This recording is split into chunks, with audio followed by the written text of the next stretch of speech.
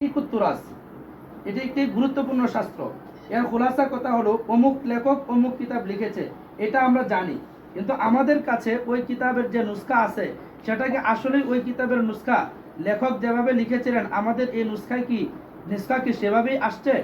আমাদের নুসখায় কোনো বিকৃতি প্রবেশ করেনি তো? কিতাবের পাণ্ডুলিপি প্রণেতা বা অন্য কারো থেকে কোনো হস্তক্ষেপ ঘটেনি তো? এই বিষয়গুলো যথাযথ তাহকিক করা হয় ইলমুত তাহকিকুত তুরাস ও ইলমুত তাহকিকুন নুসুসের মাধ্যমে। এই শাস্ত্রটির মৌলিক সম্পর্ক উলুমুল হাদিসের সাথে। তাই উলুমুল হাদিসের কিতাব সমূহের বড় একটা অংশ দখল করে আছে এই শাস্ত্রটির আলোচনা। তো তাহকিকুত তুরাস এটাও আমরা জানতে পারবো কিসের মাধ্যমে?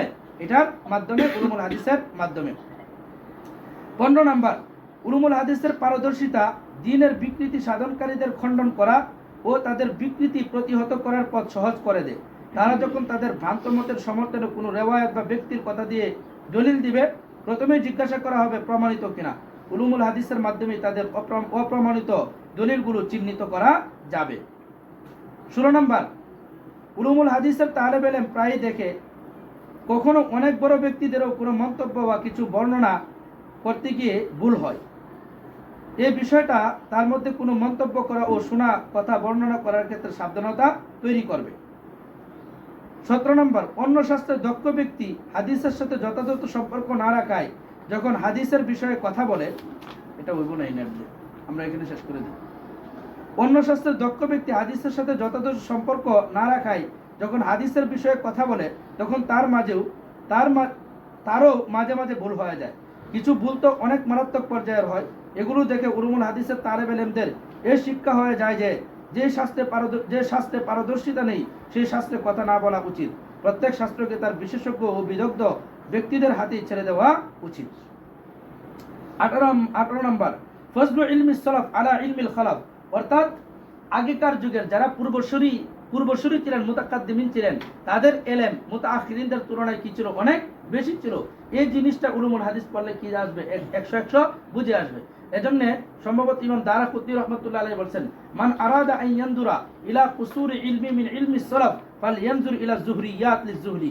মান আরাদা আন ইয়ানদুরা ইলা কুসুরি ইলমি মিন ইলমি সালাফ ফালইয়ানজুর ইলা যুহরিয়াত লিয-যুহরি। যে ব্যক্তি চায় যে আমার ইলমের ত্রুটি মুতাকাদ্দিমিনদের ইলমের তুলনায় কি পরিমাণ কম, এটা যদি কেউ দেখতে চায়, তাহলে সে যেন মুহাম্মদ ইবনে ইয়াহইয়া আজ-জুহলি উনার ইলমের দিকে তাকায়। ইমাম দারাকুতনি রাহমাতুল্লাহ আলাইহি ফনের কি ছিলেন? অনেক বড় মাপের ইমাম ছিলেন। ইমাম দারাকুতনি রাহমাতুল্লাহ 385 হিজরিতে ইন্তেকাল। উনার সুনানে দারাকুতনি আছে, তো উনার প্রচুর পরিমাণ কি আছে, মানে ইলমে হাদিসে ওনার দখল আছে। তো উনি বলতেছেন, মান আরাদা আন ইয়ানজুরা ইলা কুসুরি ইলমি মিন ইলমি সালাফ ফালইয়ানজুর ইলা যুহরিয়াত লিয-যুহরি। যে ব্যক্তি আমার ইলমের কম মুতাকাদ্দিমিনদের তুলনায় দেখতে চায়, সে যেন কি করে? মুহাম্মদ ইবনে ইয়াহইয়া আজ-জুহরির আজ-জুহরিয়াত নামক কিতাবটার প্রতি কি করে? লক্ষ্য করে। 19 নাম্বার, 20 নাম্বারের মধ্যে 19 নাম্বার, শায়েখ থেকে রিওয়ায়াত করতে গিয়ে যখন দুই ছাত্রের মাঝে ইখতিলাফ হয়, তখন যে ছাত্র উক্ত শায়েখের সোহবত তুলনামূলক বেশি লাভ করেছে তার রিওয়ায়াত সাধারণত প্রাধান্য পায়। দুইজন ছাত্র দুই রকম বর্ণনা করছে, কিন্তু যে ছাত্রটা শায়েখের কি প্রাপ্ত? বেশি সোহবত প্রাপ্ত, তবিলুল মুলাজামা। তো যে শাগরিদটা শায়েখের তবিলুল মুলাজামা, সেই শাগরিদের রিওয়ায়াতটা কি হয়? অনেক সময় প্রাধান্য হয়। তাহলে এর দ্বারা বোঝা যায় সোহবত শায়েখের কি আছে? একটা গুরুত্ব আছে। তো এই জিনিসটা যখন উলুমুল হাদিসের তালেব ইলম দেখে, তখন সে কি করতে চায়? সোহবত শায়েখ গ্রহণ করতে চায়। তো আগেকার যুগের মুহাদ্দিসিনে কেরাম সোহবতকে কি করতেন? অনেক বেশি পরিমাণ গুরুত্ব দিতেন। যেমন ধরো, আমরা যদি আবু হুরায়রা রাদিয়াল্লাহু তাআলা আনহুর দিকে তাকাই, রাসূল সাল্লাল্লাহু আলাইহি ওয়াসাল্লামের যুগে ছাত্ররা 3 ভাগে বিভক্ত ছিল। কয় ভাগে বিভক্ত ছিল? 3 ভাগে বিভক্ত ছিল। এক ভাগ ছিল কুন্না নাতানাওয়াবু, আমরা কাজ বন্টন করে নিতাম। বুখারী শরীফের হাদিসে আসছে যে আমরা কাজ বন্টন করে নিতাম। একদিন আনসারী ভাই যাইতো, রাসূল থেকে যায় শিখে আসতো, এসে আমাকে নোট শোনাইতো, আর একদিন আমি যাইতাম, উনি কাজ করতেন। এটা এক প্রকার শাগরিদ ছিল। আরেক প্রকার শাগরিদ ছিল যারা মাঝে মাঝে রাসূল সাল্লাল্লাহু আলাইহি ওয়াসাল্লামের কাছে দূর থেকে আইসা ইলম শিখে আবার কি করতেন? চলে যেতেন। যেমন ওয়াফদু আব্দুল কাইসের ঘটনা আছে না? ওয়াফদু আব্দুল কাইস, আব্দুল কাইসের ঘটনা তোমরা মিশকাত শরীফে পড়ছো, দাওরাতেও আছে মুসলিম শরীফের মধ্যে, যে অনেক দূর থেকে আসছেন, আইসা ইলম শিখে আবার কি করছেন? কিছুদিন থেকে চলে গেছেন। এটা ছিল দ্বিতীয় ক্যাটাগরির ছাত্র।